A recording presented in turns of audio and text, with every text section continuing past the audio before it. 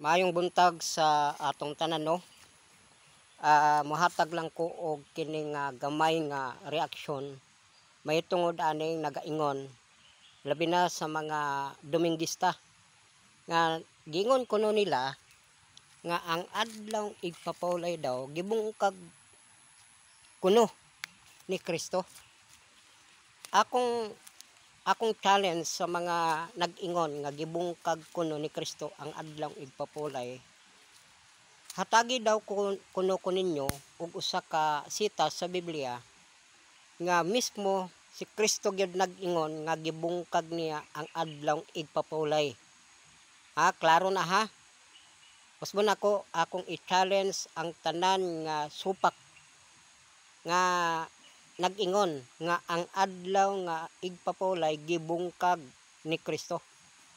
Asas mabasa sa Biblia nga nag-ingon nga si Kristo giingon niya ha, gibungkag nako ang adlaw igpapahulay. Kanang pulong gibungkag nako, si Kristo gid nag-ingon ha. Kung wala gani mo yung nabasa, undangin na ninyong sige og pag-ingon nga gibungkag ni Kristo ang adlaw igpapulay. Naghimo lang gyud mo og kanang tinumo nga istorya para lang inyo lang yung makit-an og sayop si Kristo. Wala gid mo'y kalainan sa Hudyo. No, ang gihimo sa mga Hudyo, gihimuan nila og sayop si Kristo.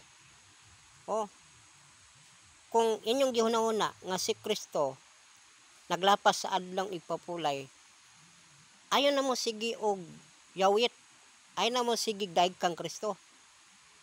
Sige mo daig kang Kristo tapos nag-ingon kamo nga si Kristo naglapas. Naabay Kristong malinapason. Mao na ang akong hagit sa inyo o challenge sa inyo mga Dominguista. Pag naa mo'y mabasa sa Biblia ha, muundang gyud ko og pag-live. Muundang ko. Mubiya pa ko sa akong pagka-Adventista kung naa mo'y mabasa nga mismo si Kristong nag-ingon, akong gibungkag ang adlaw igpapahulay. Siya mismo nagsulti. Mo na, kung wala mo'y nabasa, undang na mo diha. Mamalhin na mo sa Seventh-day Adventist. Kay ang Seventh-day Adventist mao gyud ang gipiyalan sa kamaturan. Ang Seventh-day Adventist mo gid ni ang tinuod nga iglesia. Busa maghiusa ta sa pagsunod sa kamatuoran nga gipasunod sa atong Ginoo. So mo lang na ang akong panawagan sa tanan nga mga Dominguista. God bless. Hinaot nga ato kini masabtan sa simple nga challenge. Os lang gid ako. Kung naamoy mabasa nga si Kristo mismo nag-ingon, akong gibungkag ang adlaw igpapahulay. God bless.